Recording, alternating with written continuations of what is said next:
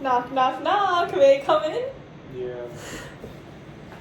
Hello, my name is Lauren Law, and I am a student nurse at Cal State LA.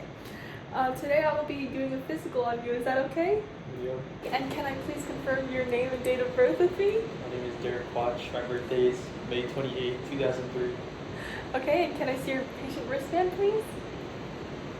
Okay, thank you. So for this physical today, I will mainly be focusing on the top part of your body. So I will begin by putting on my gloves and performing hand hygiene. Put on the gloves. Now that I have my gloves on, I will be assessing your skin, looking for any unusual moles, scars, lesions, tenderness, or edema. Are you ready for that? May I please see your eye? Okay, the color looks good. It's consistent throughout. A pale pinkish peachy color. No lesions that I can see.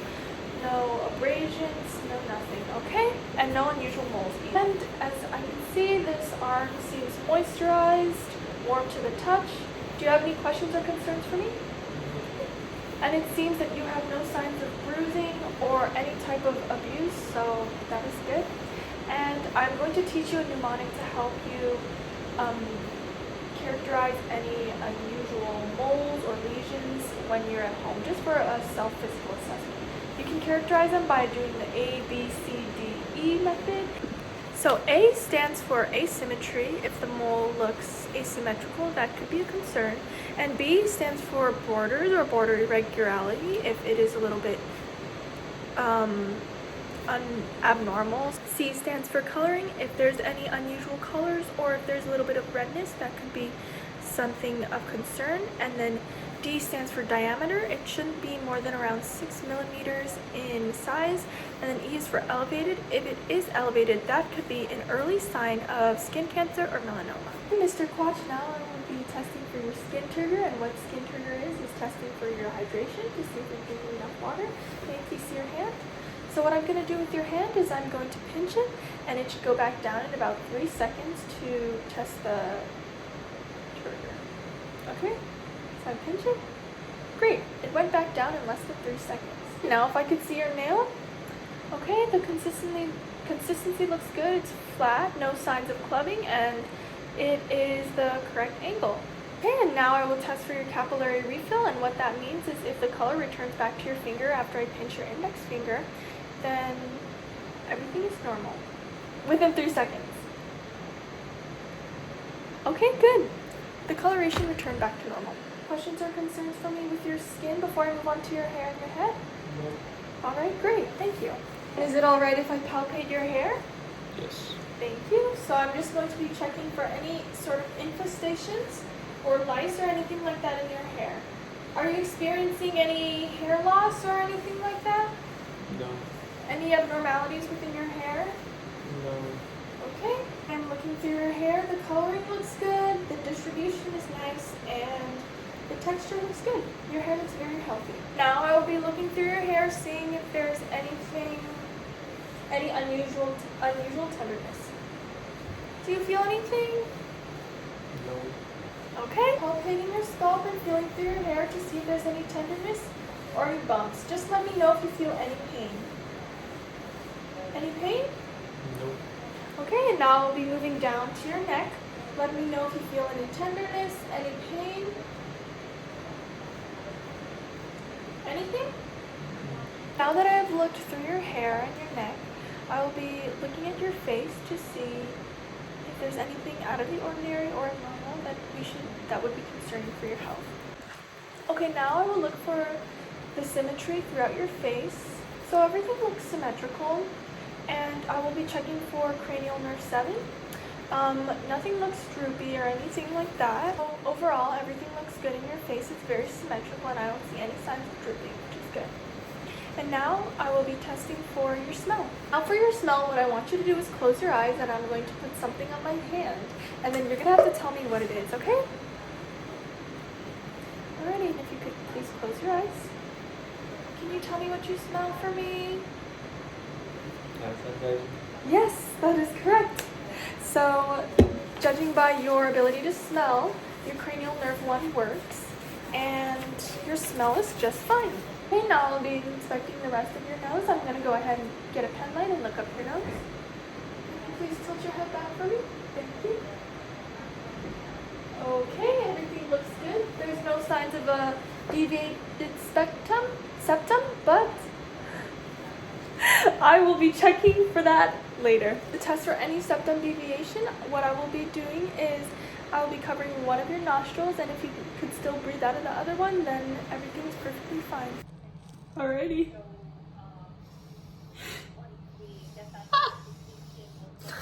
Now that I have checked both of his nostrils, I will be checking for his sinuses. So now I will begin by palpating your ethmoid sinus. Okay, let me know if there's any pain or tenderness. Feeling anything? Okay, now I will palpate your frontal sinus. Any pain? Tenderness? No? Alrighty. Now moving on to your ears, I will be palpating them to feel for any tenderness or nodules. Okay? Any pain when I pull on it or go like this? Alrighty. Patient states no signs of pain, tenderness, infection, or anything like that within the past month. And when I push on the tragus, do you feel any pain? No. Alrighty. Now I will be doing the same thing to the other side of the ear. Patient, I will be palpating any nodules. Do you feel any pain when I push or on your tragus or if I pull on your ears? Nope. No pain, no tenderness? No pain or tenderness. Perfect! What I will be doing is covering one ear to test for your cranial nerve 8, your hearing sensation. Are you ready? Yeah. I'll begin by first covering one ear, closing your eyes, and then when I snap, you raise your hand to let me know if you hear me snapping, okay? So if I could cover your right ear first, I'm going to snap and you let me know if you hear it. Okay, now I'll cover your other ear. Perfect! Patient shows cranial nerve 8 is good and intact. Moving on to cranial nerve 2, we will be testing the eye region. So I can see that your eyebrows are symmetric, which is very good. As well as the orbital of your eye, where your eyeball resides, it looks very good. Do you feel any numbness or any pain in your eyes? No. Alrighty, perfect. And now I will be examining your sclera. It looks all white. No signs of jaundice, arrhythmia, or cyanosis, which is very good. And I'll be testing for your conjunctiva. So if I could pull down on your bottom eyelids and just, if you could look up for me, please. Looks good. Everything looks good. No. Okay. Everything looks good. Patient states no pain and no signs of excessive tear production. I'll be testing for your perla, which basically shows if your pupils are intact and if your cranial nerves look good. So your pupils constrict with the light, which looks good. Okay, now I'm going to be testing for accommodation. So as I move this pen closer to you, I just want your eyes to follow it, okay? Okay, accommodation looks good. Everything looks normal and there's no pain when you did that, or? Alrighty. Okay, and now I'll be testing for your 6 cardinal gases, and these test cranial nerves 3, 4, and 6. And it tests your eye muscles to see if they are coordinated and can follow the movements, okay? Now, if you could just please follow this pen for me.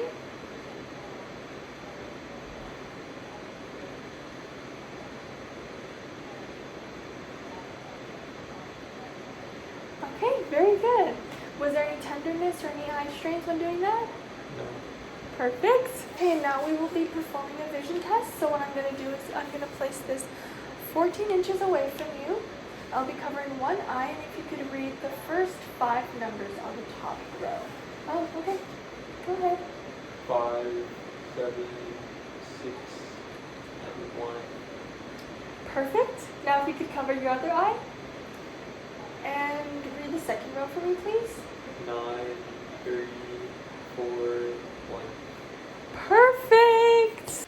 Okay, and this tells me that patient's visual acuity is good, and when performing the constriction of his eyes, it came out to around 3, which is also very normal. Now we will be testing for cranial nerve 5, which is having to do with facial sensations. First, I will be testing for your facial expressions. If you could please smile for me. Frown for me. And squint your eyes for me. Alrighty, thank you. And now what I will be doing is I will be taking this wool cotton tip applicator and I will be testing for your facial sensation. So if you could please close your eyes and let me know if you feel me touching your face with this.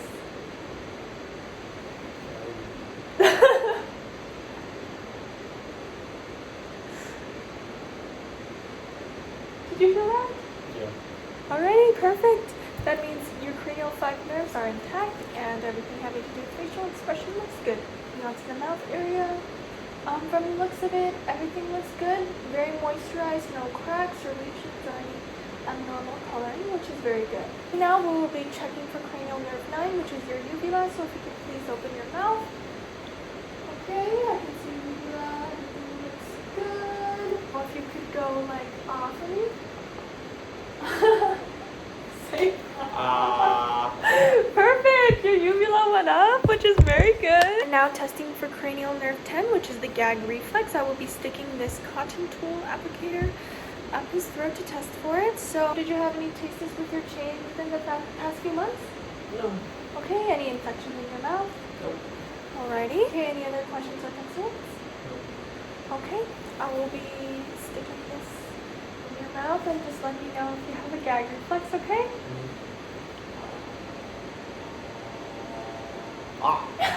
Now, if you could lift your tongue to test for your salivary gland, okay? And if you could move your tongue to the left and the right for me. Perfect! Onto the neck and the lower regions of this physical assessment. We are almost done, so Mr. Quach, everything so far looks good, but now I'll be testing for the neck. Now for cranial nerve 11, I will put my hands on your shoulders and do a short for you. Okay, now I'll be testing for your neck rotation. Could you please look left to me? Now right. Now up. Now down.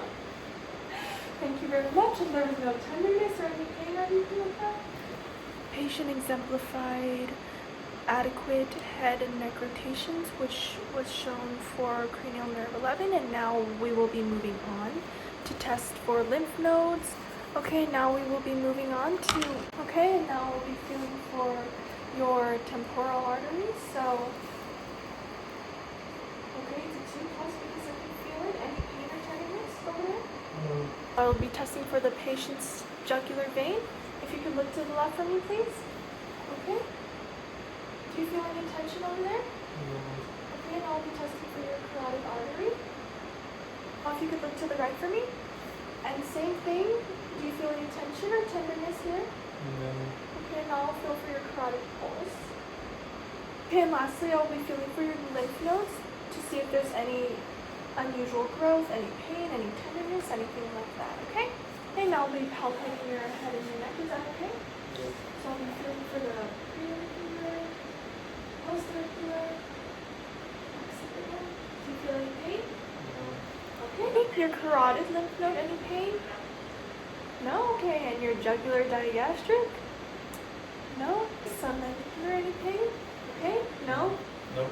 And then submental. No. Okay. Your neck? Superficial clavicular, any pain? No. Posterior clavicular, any pain? No. Okay, Mr. Quach, any further questions or concerns before wrapping up this physical assessment? No. Perfect. And if you do have any other concerns, you are always free to come back here. Okay? And now I'll be removing my gloves, performing proper hand hygiene. Alrighty. Thank you so much for letting me perform that physical assessment on you, Mr. Quach.